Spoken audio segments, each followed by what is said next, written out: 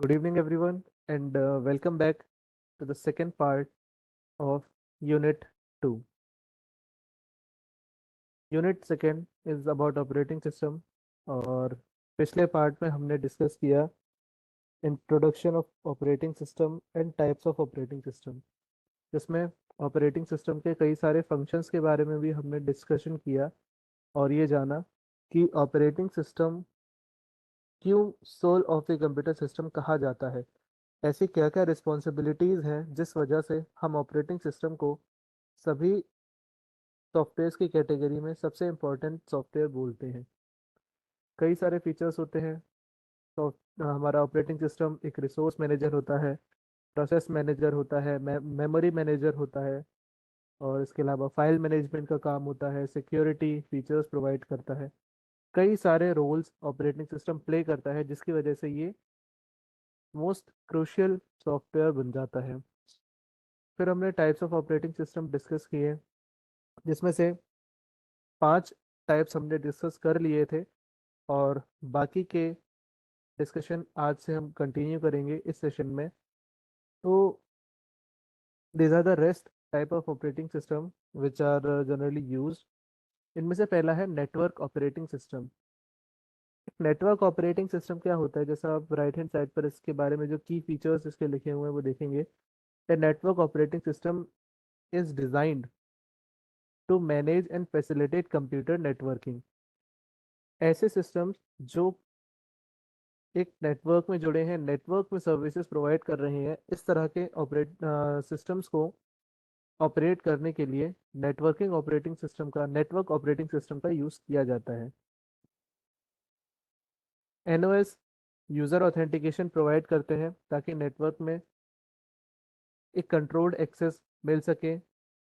ये नेटवर्क में जुड़े जो रिसोर्सेज होते हैं उनको शेयर करते हैं, रिसोर्स शेयरिंग जिसको कहते हैं। और ये सभी डिवाइसेस के बीच, जो भी नेटवर्क में डिवाइसेस कनेक्टेड हैं, उनके बीच में कई सारे प्रोटोकॉल्स का यूज़ करके डेटा ट्रांसफर, मैसेजिंग और रिमोट एक्सेस की फैसिलिटीज प्रोवाइड करते हैं। Network operating system domain name system और dynamic host configuration protocol DHCP, जिससे कि आई ऑटोमेटिक आईपी असाइनमेंट किया जाता है। तो डीएनएस और डीएचसीपी की सर्विसेज भी नेटवर्क ऑपरेटिंग सिस्टम प्रोवाइड करते हैं। दूसरे तरह के बहुत ही कॉमनली यूज होने वाले operating system, that is mobile operating system. हमारे मोबाइल फोन्स में जो ऑपरेटिंग सिस्टम यूज होते हैं उन्हें जनरली मोबाइल ऑपरेटिंग सिस्टम कहा जाता है। ये स्मार्टफोन्स में, टैबलेट्स में और जितने भी इस तरह के डिवाइसेस हैं उनको ऑपरेट करने के लिए यूज किया जाता है। ये ज़्यादातर टच फ्रेंडली होते हैं, क्योंकि most of the mobile phones touch वाले होते हैं। तो उस इनपुट को सपोर्ट करने के लिए इन ऑपरेटिंग सिस्टम्स को डिज़ाइन किया जाता है। ये बहुत वास्ट रेंज प्रोवाइड करते हैं कई सारे ऐप्स की। इसमें वॉइस कंट्रोल्ड असिस्टेंट, जैसे कि अगर आप iOS ऑपरेटिंग सिस्टम को, एप्पल के लिए जो आईफोन्स के लिए जो ऑपरेटिंग सिस्टम होता है iOS, उसमें वॉइस असिस्टेंट होता है सिरी। एंड्रॉयड के लिए गूगल असिस्टेंट, और कोर्टाना विंडोज़ में, जो आपको हैंड्स फ्री इंटरेक्शन प्रोवाइड करता है, जिसमें आपको अपने नेचुरल वॉइस में, आपको अपने लैंग्वेज में कोई भी कमांड पास करनी है। नेचुरल लैंग्वेज प्रोसेसिंग के थ्रू, जो आर्टिफिशियल इंटेलिजेंस का एक डोमेन है, नेचुरल लैंग्वेज प्रोसेसिंग का यूज़ करके ये वॉइस रिकॉग्निशन सॉफ्टवेयर्स आपके वॉइस को इनपुट में लेते हैं और उसको करस्पॉन्डिंग इंस्ट्रक्शन में कन्वर्ट करते हैं।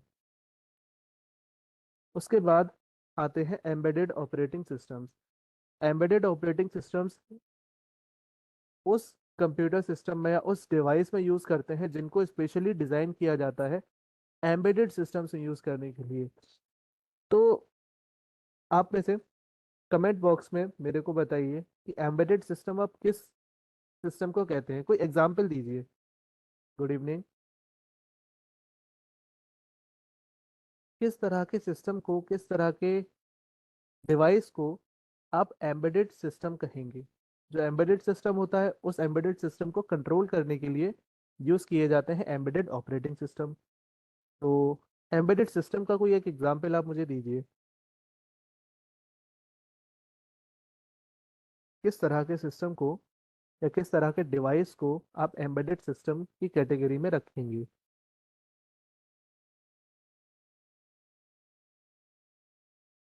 एम्बेडेड सिस्टम्स वो सिस्टम्स होते हैं जो किसी हार्डवेयर को कंट्रोल करते हैं।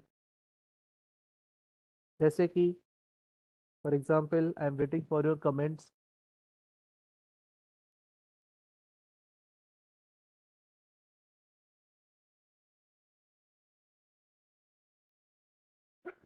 CPU, watch, camera, smart watch, ए, MP3 प्लेयर। और डिवाइसेस बताइए।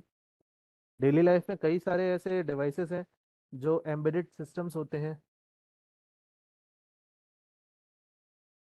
Cameras. Will you consider a smart washing machine as embedded system? Yes और no? Yes, GPS receiver, watch, camera, microbots. Uh, uh, there are so many embedded systems which we use in our daily life। Washing machine है, smart microwave oven है, और कई सारे इस तरह के devices जिन्हें हम एक कैटेगरी में ग्रुप करते हैं which is known as IoT, internet of things.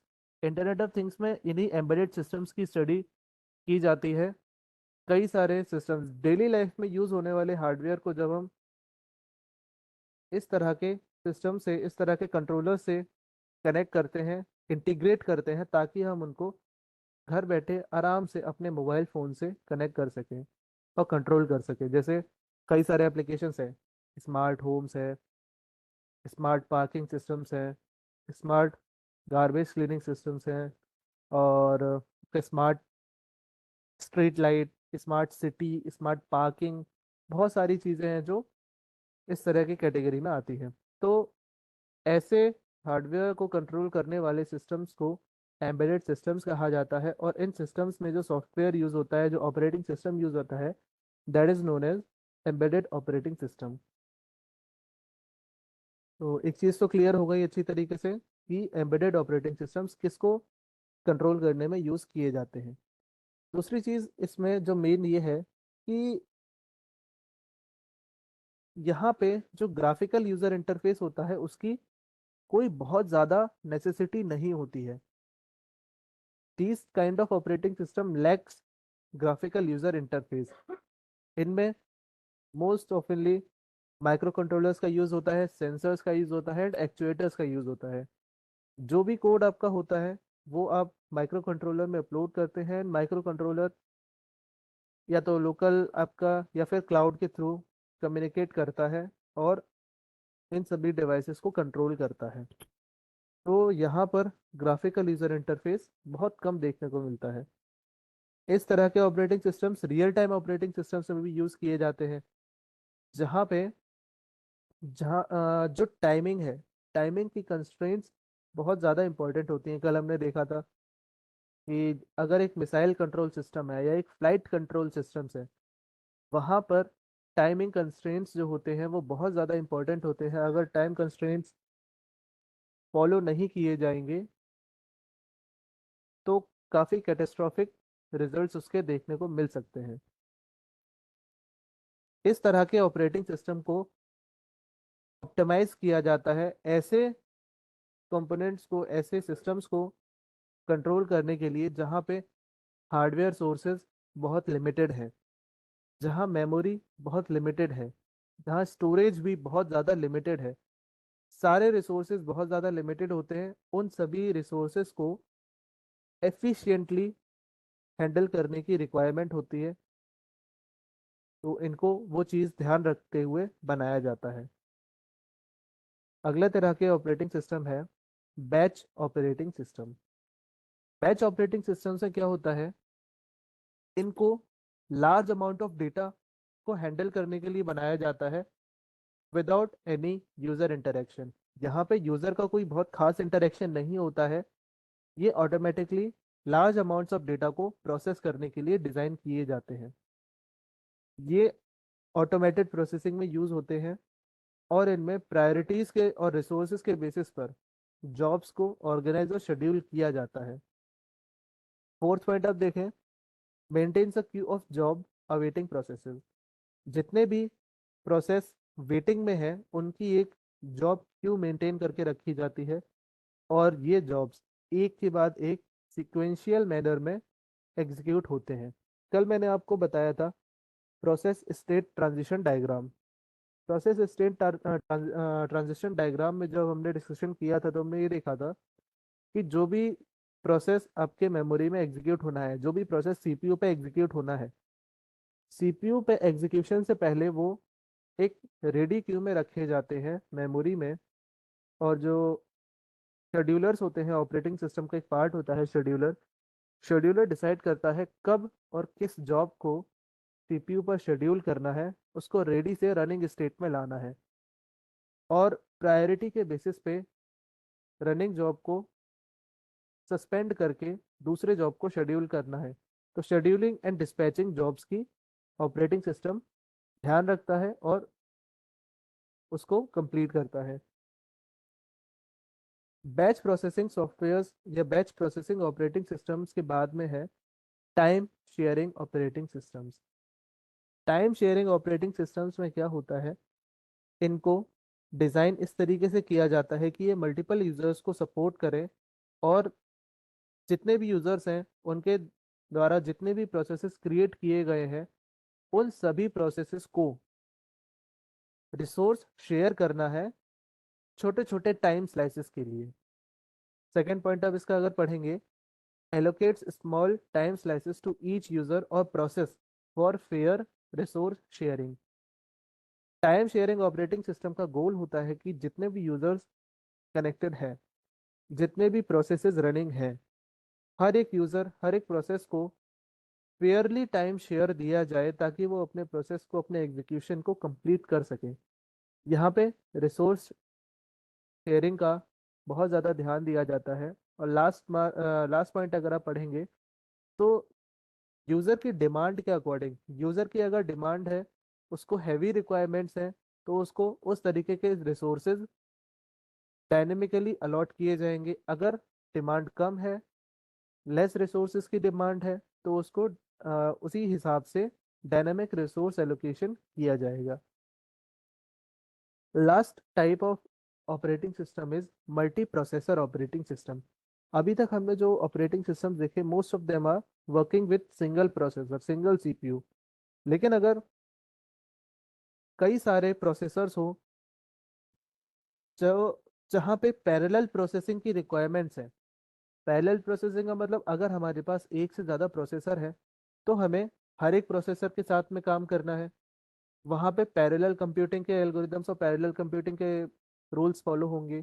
उस तरह के एनवायरनमेंट में काम करने के लिए यूज़ किए जाते हैं मल्टी प्रोसेसर ऑपरेटिंग सिस्टम्स। इनको डिज़ाइन किया जाता है मल्टीपल प्रोसेसर्स को यूटिलाइज करके एफिशिएंटली डेटा को मैनेज और प्रोसेसेस को मैनेज करने के लिए। यहाँ पे क्योंकि मल्टीपल प्रोसेसर्स हैं तो मल्टीपल टास्क एक साथ कैरी आउट किए जा सकते हैं। अगर हमारे पास कंप्यूटर सिस्टम में सिर्फ एक सीपीयू है, सिर्फ एक प्रोसेसर है, तो एक बार में वो प्रोसेसर सिर्फ एक ही टास्क कंप्लीट करेगा। ऐसा नहीं है कि एक प्रोसेस चल रहा है साथ में दूसरा भी चलने लगे। एक प्रोसेसर एक बार में सिर्फ एक ही टास्क को एग्जीक्यूट करता है। लेकिन अगर आपको स्पीड बढ़ानी है, रिक्वायरमेंट ज़्यादा है, तो वहाँ पे हम मल्टीपल प्रोसेसर्स का यूज़ करते हैं, पैरेलल कंप्यूटिंग का यूज़ करते हैं और इस तरह के हार्डवेयर को ऑपरेट करने के लिए यूज़ किया जाता है multi processor operating system.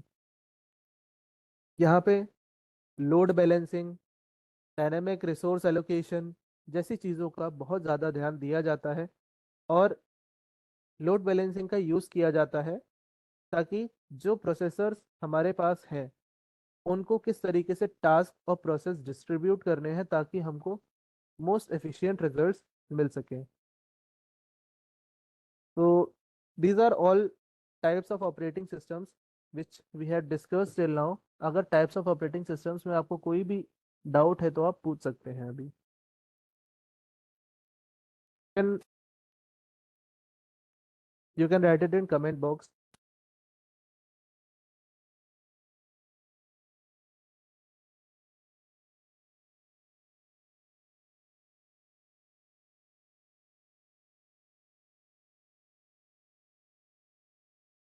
If you have any doubt, please mention it in comment box.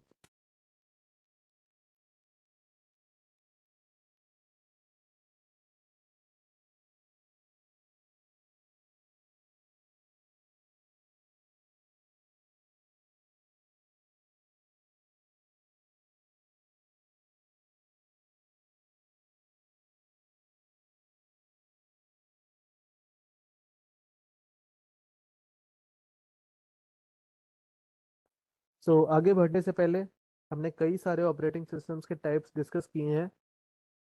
एक बार इसको क्विकली हम रिवाइज करेंगे और फिर आगे बढ़ेंगे।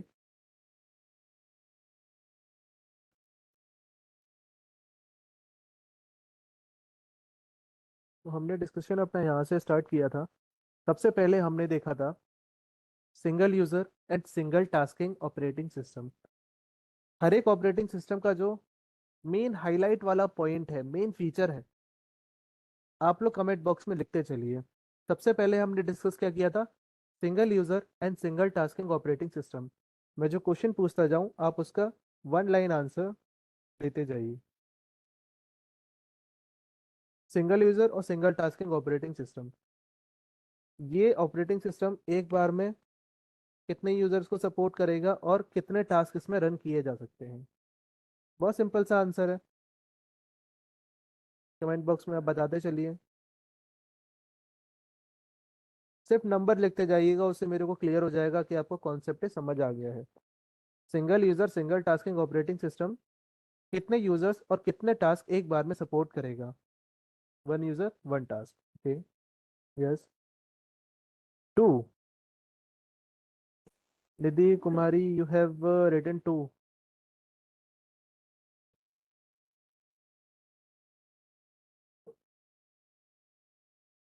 Yes, most of you have answered correctly. Single user single tasking operating system एक बार में एक यूजर और एक ही टास्क को सपोर्ट करेगा। फिर हमने डिस्कस किया single user multitasking operating system. इस तरह का ऑपरेटिंग सिस्टम कितने यूजर और कितने टास्क सपोर्ट करेगा? लिखिए।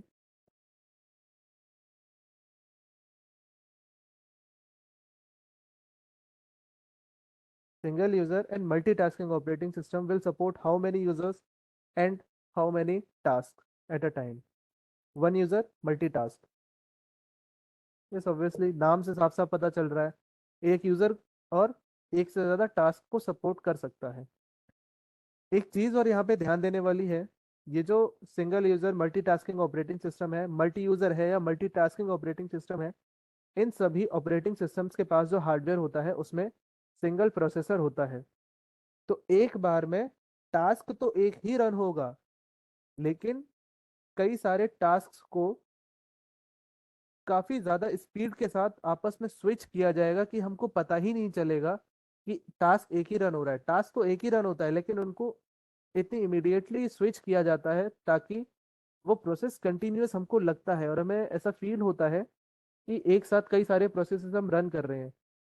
रन एक टाइम पर सीपीयू में एक ही प्रोसेस होता है, बट वही जो मैंने आपको बताया, शेड्यूलर्स आर रिस्पॉन्सिबल कि वो जितने भी टास्क मेमोरी में है उन सभी को इक्वली टाइम प्रोवाइड करें ताकि वो अपने प्रोसेस को कंप्लीट कर सकें। ठीक है।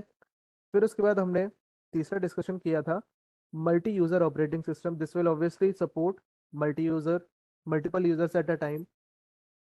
Multitasking operating system with support multitask at a time. फिर उसके बाद हमने किया था discussion real time operating system का। रियल टाइम ऑपरेटिंग सिस्टम का मेन वर्ड क्या है, मेन कीवर्ड कौन सा है जिससे आप ये पहचानेंगे कि ये operating system real time operating system है? बताइए।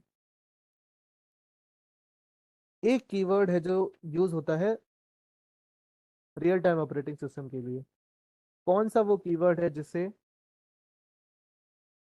ये ऑपरेटिंग सिस्टम बाकियों से अलग हो जाता है?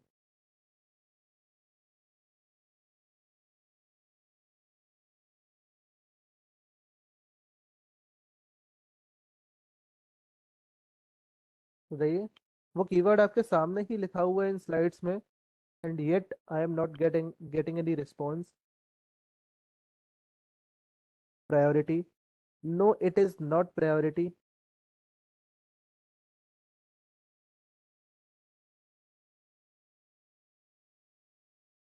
Task scheduling? Task scheduling is almost a part of each and every operating system. Operating system का काम ही है टास्क को शेड्यूल करना, which is the main keyword which make real time operating system different from others। ऐसे questions पे ध्यान रखिए, यही क्वेश्चंस है जो आपको फाइनल एग्जाम में मिलेंगे।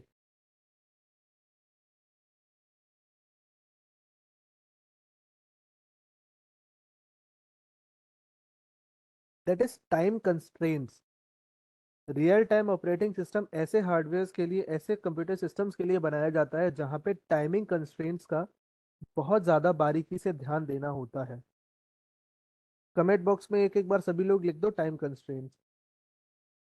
जिससे लिखा है आपने तो आपको ध्यान रहेगा। और किस ऑपरेटिंग सिस्टम के लिए लिख रहे हो? RTOS डैश टाइम कंस्ट्रेंट्स, ये लिख करके सेंड करो मैसेज।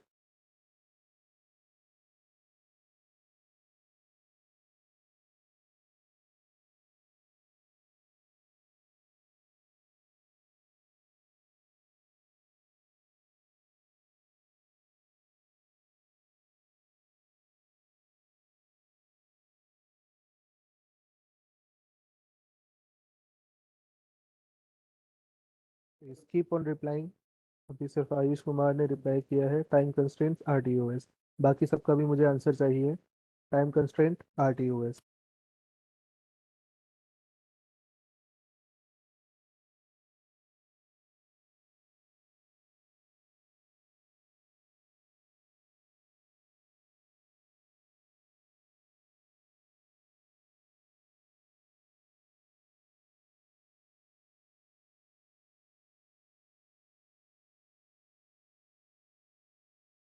गुड। और इसको अब भूलना मत। ओके।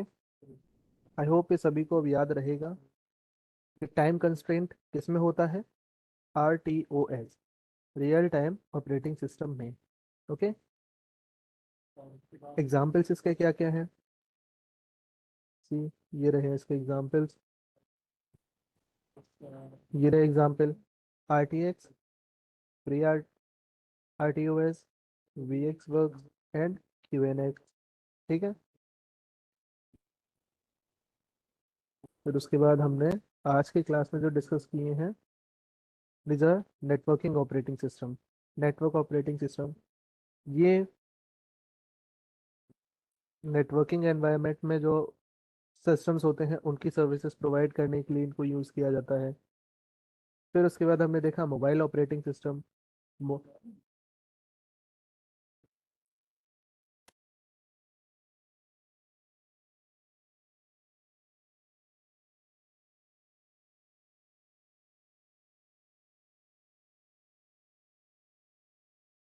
तो mobile operating system is for mobile phones.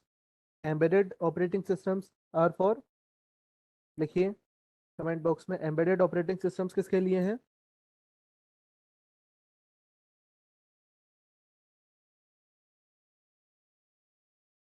Comment box box में एक्टिव रहा करिए, जैसे ही कोई क्वेश्चन पूछूं तुरंत आंसर दो। एम्बेडेड ऑपरेटिंग सिस्टम्स किस तरह के डिवाइसेस के लिए हैं? What do we call those devices in which embedded operating systems are used?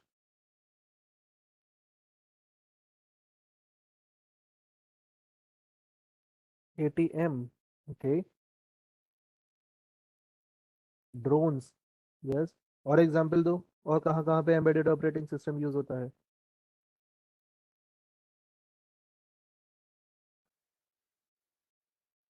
ATM। Okay. और smart watch, DVD player,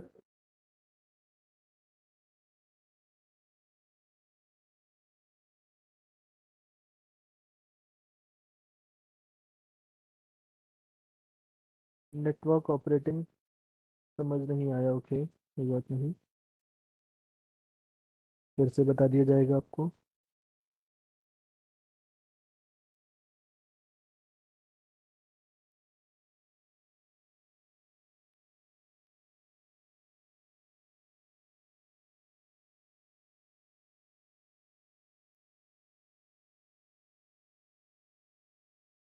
calculators, smart washing machine, yes, जितने भी भाई एम्बेडेड ऑपरेटिंग सिस्टम्स किस तरह के सिस्टम्स में यूज किए जाते हैं, बीच में से ऑपरेटिंग हटा दो, एम्बेडेड सिस्टम्स, जितने भी एम्बेडेड सिस्टम्स होते हैं उनमें एम्बेडेड ऑपरेटिंग सिस्टम्स का यूज किया जाता है। Next one is batch processing system. Batch processing system में इस तरह के जैसे जो कंप्यूटर्स होते हैं जिनमें यूजर इंटरेक्शन बहुत कम है, लेकिन ह्यूज अमाउंट्स ऑफ डेटा होता है जिसे प्रोसेस करना होता है without any direct user intervention, इस तरह के एनवायरनमेंट में यूज होते हैं batch processing system. Batch processing OS किस तरह के सिस्टम्स के लिए यूज होते हैं, क्या आप कोई एग्जांपल दे सकते हैं?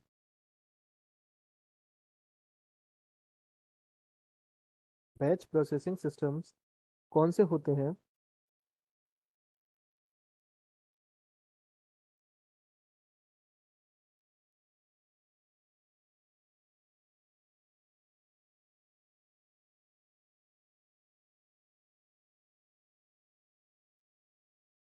बताइए।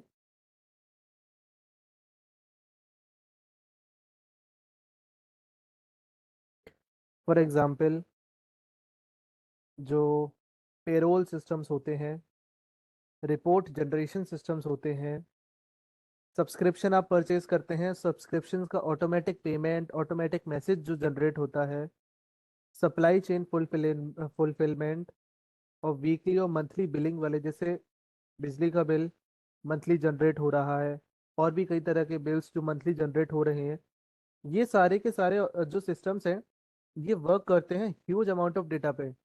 हजारों करोड़ों यूजर्स का डेटा होता है, उसको ये हैंडल कर रहे होते हैं, और सारा काम इनका रिपीटेड है, ऑटोमेटिक है, और इनमें किसी तरह के यूजर इंटरेक्शन की जरूरत नहीं है कि यूजर कमांड दे रहा है तब जाके वो प्रोसेसिंग चालू हो रही है। डेटा सिस्टम को मिलता रहेगा, सिस्टम उस डेटा को प्रोसेस करेगा और शेड्यूल्ड आउटपुट प्रोवाइड करता रहेगा।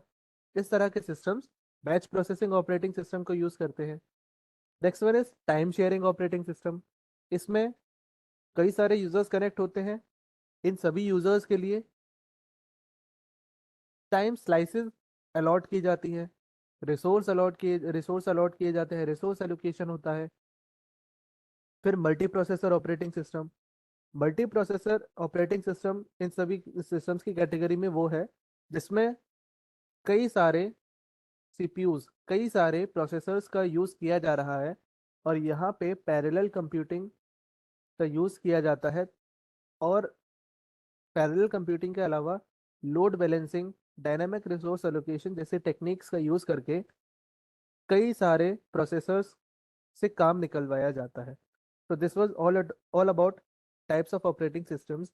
अगर इसमें आपको कोई कहीं पर डाउट हो तो आप पूछ सकते हैं, अगर कोई डाउट नहीं है तो हम आगे बढ़ेंगे।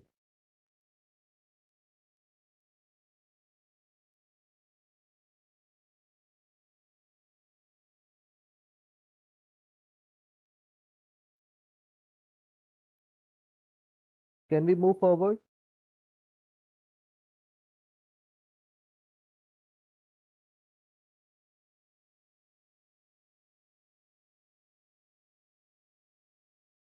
Okay, so after types of operating system, now इस चैप्टर का, इस यूनिट का दूसरा पार्ट चालू होता है। First part was about operating system. Operating system के बारे में सारी चीज़ें हमने डिस्कस करी। अब हमें डिस्कस करना है जो आपके सिलेबस में है, Windows 10। So Windows 10 was released by Microsoft on 29th July 2015. Now this is not the latest version, latest version Windows 11 है। लेकिन अभी भी विंडोज़ 10 का काफ़ी यूज़ किया जाता है। विंडोज़ 10 सक्सेसर है विंडोज़ 8.1 का, जिसमें विंडोज़ 7 और विंडोज़ 8 इसके कई सारे फीचर्स को इंक्लूड किया गया है। विंडोज़ 10 को डिज़ाइन किया गया है वर्सेटाइल और यूज़र फ्रेंडली प्लेटफॉर्म के तौर पे, जिसमें कई सारे डेस्कटॉप, लैपटॉप और टैबलेट और हाइब्रिड डिवाइसेस को कंबाइन करके उन सभी के फीचर्स को बनाया गया है और कई सारे नए नए फीचर्स इसमें इंट्रोड्यूस किए गए हैं। वो नए नए फीचर्स क्या हैं, उनके बारे में हम डिस्कशन करेंगे। सबसे पहला फीचर है जो विंडोज 7 का स्टार्ट मेन्यू है। जैसा कि आप राइट हैंड साइड पर देख सकते हैं, ये विंडोज 7 का जो डेस्कटॉप है कुछ इस तरीके का दिखता है, जिसमें सबसे नीचे ये आपको इधर जो लेफ्ट मोस्ट कॉर्नर पर दिखाई दे रहा है, दिस इज विंडोज बटन, और you can say the start menu button. Start menu button के साइड में आपको दिखेगा एक सर्च बटन, उसके बाद एक टास्क व्यू है, ये एक्सप्लोरर और विंडोज एज का है साइन, विंडोज एक्सप्लोरर और काफ़ी सारी चीज़ें। सभी फीचर्स के बारे में हम डिस्कशन करेंगे। First one is start menu. तो विंडोज़ का जो विंडो 10 का स्टार्ट मेन्यू है, उसको डिज़ाइन किया गया है विंडो 7 और विंडो 8 के सभी बेस्ट एलिमेंट्स, सभी बेस्ट फीचर्स को उठाकर, जिसमें लाइव टाइल्स आती हैं जो रियल टाइम अपडेट्स प्रोवाइड करती हैं ऐप्स के बारे में। सेकेंड फीचर, इसमें कोर्टाना को इंट्रोड्यूस किया गया और माइक्रोसॉफ्ट एज को इंट्रोड्यूस किया गया। Microsoft Edge is the successor of internet explorer. Internet explorer के बाद माइक्रोसॉफ्ट एज को रिलीज किया गया है, जिसमें स्पीड, सिक्योरिटी और कोर्टाना इंटीग्रेशन के साथ में इसको इम्प्रूव किया गया है। Now what is Cortana? ये माइक्रोसॉफ्ट का डिजिटल असिस्टेंट है। जैसे आईफोन अगर आप यूज़ कर रहे हैं तो उसमें सीरी, गूगल, वो आप अगर एंड्रॉयड फ़ोन यूज़ कर रहे हैं तो उसमें गूगल असिस्टेंट, तो उसी तरीके से माइक्रोसॉफ्ट के एक पर्सनल डिजिटल असिस्टेंट है ये कोर्टाना, जिसमें आप वॉइस कमांड्स दे करके अपनी नेचुरल लैंग्वेज में कमांड्स दे करके आप कंप्यूटर सिस्टम को ऑपरेट कर सकते हैं। ये पीछे एक थोड़ी डरावनी सी इमेज लगी हुई है, this is just for show. कोई बात नहीं, हम आगे बढ़ते हैं। फीचर्स ऑफ ऑपरेटिंग सिस्टम से आगे जो हमें बात करनी है, दैट इज टास्क व्यू। जो विंडो की स्टार्टिंग में, यहाँ पर आप देखिए, यहाँ पे नीचे सर्च बटन के बाद में एक आइकन है, that is your task view. Task view button से क्या होता है, मल्टीटास्किंग ऑपरेटिंग सिस्टम है विंडोज। इसमें एक टाइम पे आप कई सारे टास्क ओपन करके रखते हैं। उन सभी टास्क को एक स्क्रीन पर लाने के लिए, ये देखने के लिए कि आपके कौन कौन से टास्क इस टाइम पर रन कर रहे हैं, वो एक विंडो में आपको दिखाई देते हैं छोटे छोटे टाइल्स के फॉर्मेट में। उसमें से आप सिलेक्ट कर सकते हैं और एक टास्क से दूसरे टास्क के बीच में इजीली और जल्दी स्विच कर सकते हैं। This is task view. Another one is snap assist. Snap assist क्या है? ये आपको अपनी विंडो का स्क्रीनशॉट, अपने डेस्कटॉप के स्क्रीनशॉट को कैप्चर करने में मदद करता है। इसमें आप अलग अलग तरह के स्नैपशॉट्स या स्क्रीनशॉट्स ले सकते हैं। Another one is Windows Ink. अगर आपके पास डिजिटल पेन है तो आप डिजिटल पेन को अपने कंप्यूटर सिस्टम के साथ कनेक्ट करके विंडोज इंक फीचर का यूज करके ड्राइंग, एनोटेशंस और डायरेक्टली अपने स्क्रीन पर नोट्स बनाने के लिए यूज कर सकते हैं। फिर उसके बाद Windows hello. Windows hello feature आपको कई सारे एनहेंस्ड सिक्योरिटी फीचर्स प्रोवाइड करता है। अगर आपका लैपटॉप हार्डवेयर सपोर्ट कर रहा है तो आप अपने लैपटॉप में, अपने कंप्यूटर सिस्टम में बायोमेट्रिक ऑथेंटिकेशन जैसे कि फेशियल रिकॉग्निशन, फिंगरप्रिंट स्कैनिंग जैसे फीचर्स यूज कर सकते हैं। तो this is all provided in Windows hello. उसके अलावा भी कई सारे सिक्योरिटी फीचर्स विंडोज 10 में दिए गए हैं। विंडोज डिफेंडर जो प्रोवाइड करता है एंटीवायरस और एंटी मालवेयर प्रोटेक्शन, ये विंडोज 10 में बिल्ट इन होता है। आप विंडोज डिफेंडर में जा करके अपने एंटीवायरस और एंटी मेलवेयर प्रोटेक्शन को ऑन कर सकते हैं और अपनी मर्जी से ऑफ कर सकते हैं। फिर है bit locker encryption. Bit locker encryption आपको अपनी हार्ड ड्राइव के डेटा को सिक्योर करने में हेल्प प्रोवाइड करता है। और विंडोज अपडेट है जो रेगुलरली इन सिक्योरिटी अपडेट्स और पैचेस को इंट्रोड्यूस करते रहते हैं।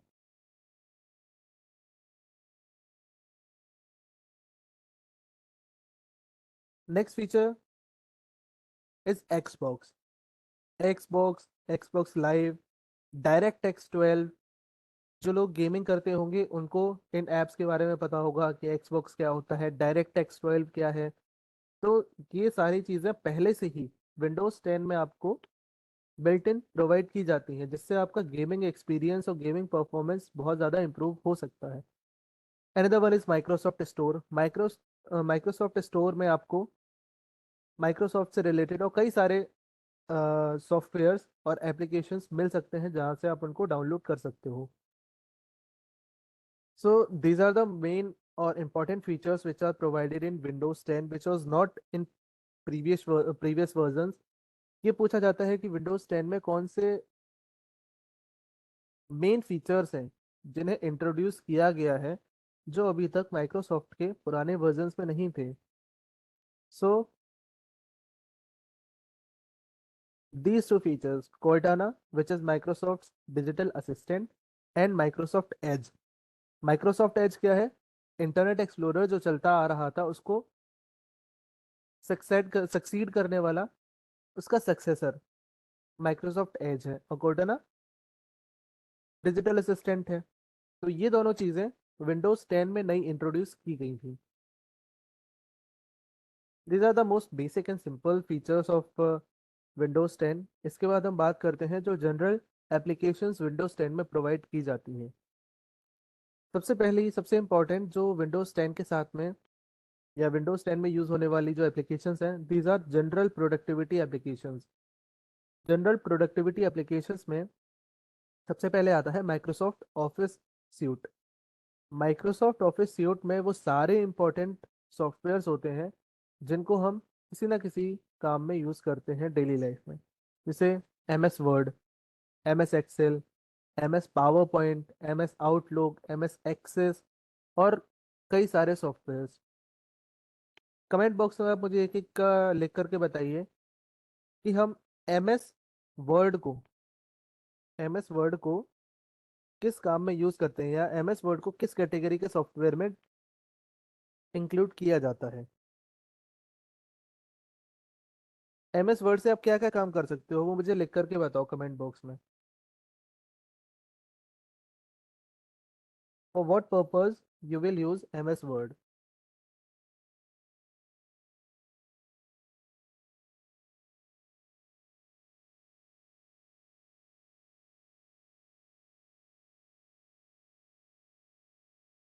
आई am not getting any response.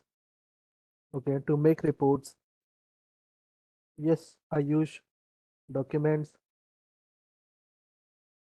Okay Ayush, what kind of reports do you want to make in M S Word, क्योंकि रिपोर्ट्स तो एम एस एक्सेल में भी बनाई जा सकती हैं। What kind of reports? Documents, yes, documents, documents, okay.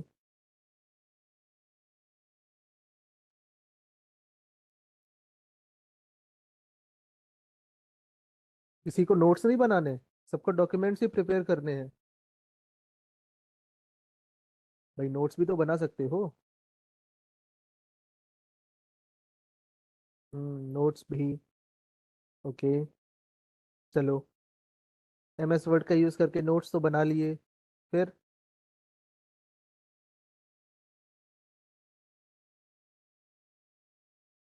Followers, okay Didi Kumari, what do you mean by followers?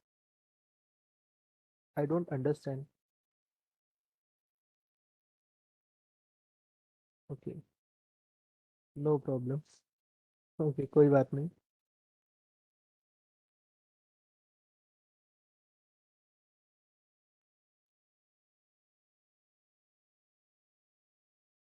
Ayush Kumar Singh, बताइए, what kind of reports do you want to make in M S word?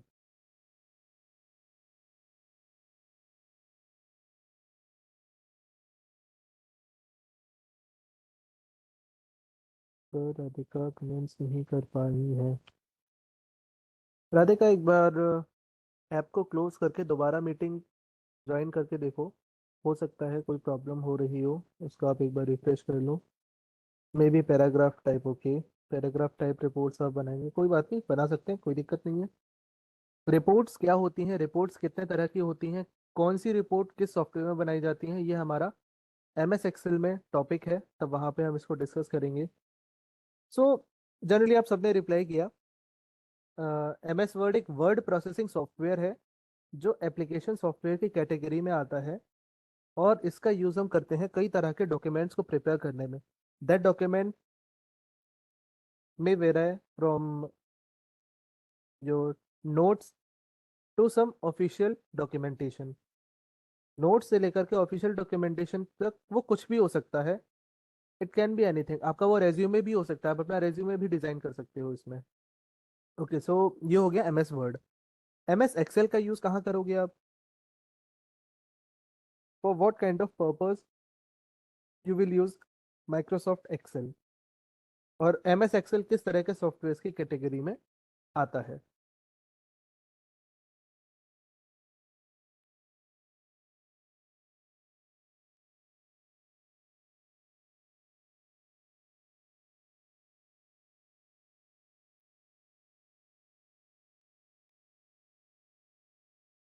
Data management, okay, yes. Accounting, data entry, exactly.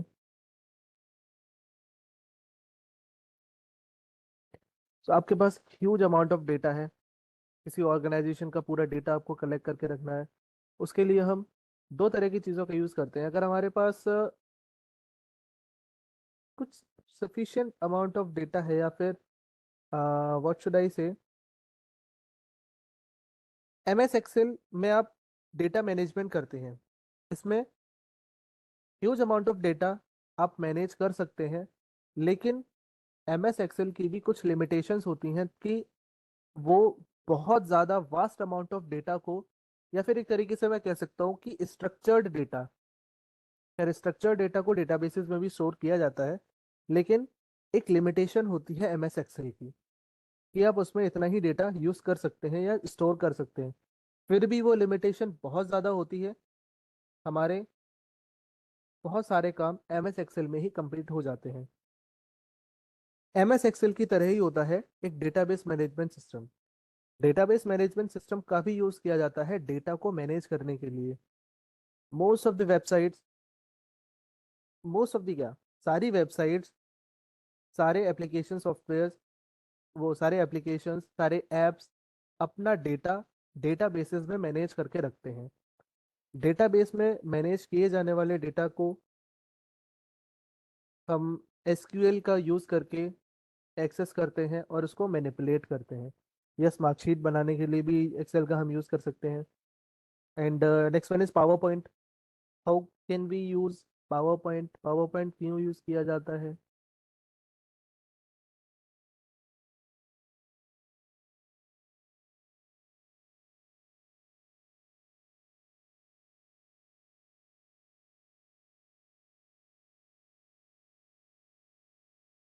Presentations, yes. Presentations बनाने के लिए, इस आपके सामने ही presentation चल रहा है, ये प्रेजेंटेशन पावर पॉइंट का ही यूज़ करके बनाया गया है। And another one is Microsoft one note. Microsoft one notes भी एक नोट्स मेकिंग एप्लीकेशन है। वन नोट का एक पूरा चैप्टर है आपका, आई थिंक 14th चैप्टर है, उसमें हम वन नोट को यूज करना सीखेंगे, वन नोट के फीचर्स के बारे में जानेंगे। और तरह के एप्लीकेशंस मिलते हैं, internet browsing and communication applications. Microsoft Edge, जैसा कि विंडोज 10 का जो डिफॉल्ट वेब ब्राउजर होता है वो विंडोज 10 होता है। विंडोज 10 का यूज करके हम वर्ल्ड वाइड वेब पर इंफॉर्मेशन को एक्सेस कर सकते हैं, और अपनी इंफॉर्मेशन को इंटरनेट पर पब्लिश कर सकते हैं। Another one is email client. Email client वो ईमेल विंडोज 10 में डिफॉल्ट मेलिंग ऐप होता है, जिसका यूज करके आप MS आउटलुक और इसी ऐसी तरह की कई सारी वेब बेस्ड सर्विसेज का यूज करके आप मेल्स भेज और रिसीव, सेंड और रिसीव कर सकते हैं। उसके बाद डेवलपमेंट और प्रोग्रामिंग से रिलेटेड कुछ एप्लीकेशंस होते हैं, जैसे कि माइक्रोसॉफ्ट विजुअल स्टूडियो एक ऐसा इंटीग्रेटेड डेवलपमेंट एनवायरनमेंट है जो सॉफ्टवेयर एंड डेवलपमेंट को सपोर्ट करता है, जिसका यूज करके आप सॉफ्टवेयर्स डेवलप कर सकते हैं अपना कोड लिख करके। Another one is Sublime Text, Atom, and Visual Studio Code. These all are also text editors as well as integrated development environment, जिनका यूज डेवलपर्स के द्वारा किया जाता है वेब डिजाइनिंग के लिए और कई और अलग तरह की प्रोग्रामिंग्स के लिए। तो विजुअल स्टूडियो आपसे पूछा जाता है विजुअल स्टूडियो स्पेशली किसके लिए यूज होता है। तो विजुअल स्टूडियो एक इंटीग्रेटेड डेवलपमेंट एनवायरनमेंट, एक आईडीई है जिसका यूज सॉफ्टवेयर डेवलपमेंट में किया जाता है। फिर उसके बाद एक छोटा सा टॉपिक, जो लास्ट टॉपिक हमारे इस चैप्टर का है, that is use of File explorer in Windows. जो विंडोज में फाइल एक्सप्लोरर होता है उसकी क्या इंपॉर्टेंस होती है, उसको क्यों यूज किया जाता है। सबसे पहला पॉइंट आप देखिए, नेविगेट फाइल्स एंड फोल्डर्स। आपके कंप्यूटर सिस्टम के फाइल सिस्टम में या हार्डवेयर में जो भी फाइल्स और फोल्डर्स हैं उनको इजीली एक्सेस करने के लिए, इधर से उधर मूव करने के लिए फाइल एक्सप्लोरर यूज होता है। बेसिकली आपके कंप्यूटर सिस्टम में जो डेटा है, जितना डेटा है वो आपको डेटा एफिशिएंटली दिखाना है, वो आपको देखना है, उसके लिए फाइल एक्सप्लोरर का यूज़ किया जाएगा। परफॉर्म फाइल ऑपरेशंस, किसी फाइल को आपको कॉपी करना है, मूव करना है, रीनेम करना है, डिलीट करना है, ड्रैग एंड ड्रॉप करना है कंटेक्स्ट मेन्यू में, ये सारी फैसिलिटीज़ उसमें प्रोवाइड की जाती हैं। फाइल प्रीव्यू एक ऐसा फीचर होता है जिसमें आप अपनी किसी फाइल को ओपन करे बिना राइट हैंड साइड पर उसका एक प्रीव्यू देख सकते हैं कि आखिर उस फाइल में कंटेंट क्या है। फाइल को आपको ओपन करने की ज़रूरत नहीं पड़ेगी, बस उसका एक आपको प्रीव्यू दिख जाएगा जिससे आपको पता चल जाएगा कि अगर 10 पीडीएफ्स हैं तो 10 में से जो आप पीडीएफ देखना चाहते हो उस टॉपिक वाली पीडीएफ आपको पता चल जाएगी प्रीव्यू से। सारी फाइल्स आपको एक एक करके खोल के देखने की ज़रूरत नहीं पड़ेगी। Another is search functionality. किसी फाइल को, आपको 1000 फाइलों में से कोई एक फाइल ढूंढनी है, आप आराम से उसका नाम लिख करके उसको सर्च कर सकते हैं, तुरंत वो आपके सामने आ जाएगी, आपको 1000 फाइलें खुद ढूंढने की ज़रूरत नहीं पड़ेगी। फिर है लाइब्रेरीज। अपनी डॉक्यूमेंट्स को, पिक्चर्स को, म्यूज़िक को, वीडियोस को, सबको अलग अलग सेव करके स्टोर करके रख सकते हैं, वो लाइब्रेरीज में अलग अलग ऑर्गेनाइज होती हैं। Another feature of File Explorer is favourites and quick access. कई सारे ऐसे फाइल्स होती हैं, कई सारे ऐसे फोल्डर्स होते हैं जिनका आपको डेली बेसिस पर यूज करना होता है। उनको डेली ड्राइव में ढूंढने की बजाय आप उनको मार्क कर देते हैं एज योर फेवरेट फोल्डर। तो जैसे ही आप फाइल एक्सप्लोरर ओपन करेंगे आपको सामने ही वो दिख जाएंगे और आपको उन्हें ढूंढने की ज़रूरत नहीं पड़ेगी। तो ये आपका काम आसान कर देता है। फिर फाइल प्रॉपर्टीज।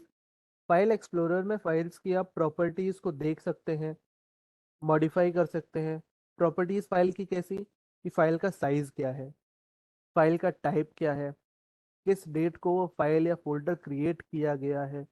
तो इस तरह की कई सारी फैसिलिटीज फाइल प्रॉपर्टीज में आपको मिलेंगी। Next one is task bar, jump list. Task bar क्या है? आपका जो टास्क बार होता है, टास्क बार कौन सा पोर्शन होता है स्क्रीन का? मैं वापस जाता हूँ एक स्लाइड पर जहाँ आपका ये स्लाइड कंफर्म करिए आप सभी को दिखाई दे रही है।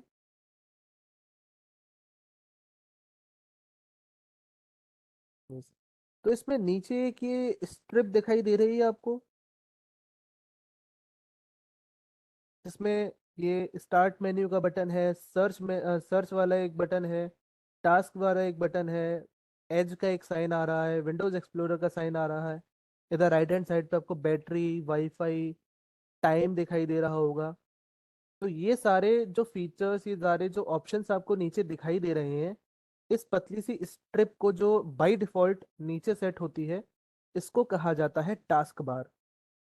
आपके कंप्यूटर सिस्टम के सीपीयू पे करंटली रनिंग सारे टास्क इस टास्क बार पर दिखाई देते हैं।